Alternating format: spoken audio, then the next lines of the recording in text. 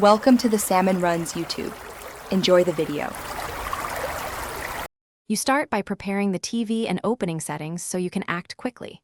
Make sure the TV is powered, connected to Wi-Fi, and the remote responds. Press Home and go straight to Settings. Look for General or a Google Assistant entry. Some LG models listed under All Settings or Accounts. Once you see the Assistant-related menu, you're ready for the first actionable change. Proceed to the voice options to stop background listening and remove permissions. Now you'll disable the Assistant and remove its permissions so it no longer listens. In the Assistant or Voice settings, flip the Google Assistant toggle to off. If there's a separate voice control toggle, disable that too.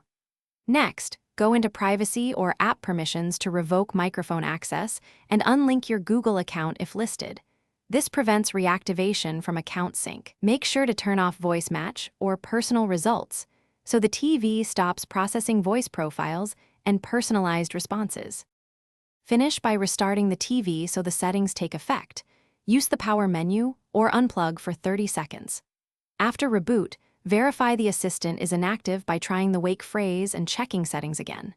Make sure automatic updates won't re-enable the service. Disable auto update if available. If the Assistant still responds, clear app data for the Assistant or, as a last resort, perform a factory reset, but back up preferences first. If problems continue, contact LG support for model-specific guidance. Thanks for watching. Consider subscribing if we helped you.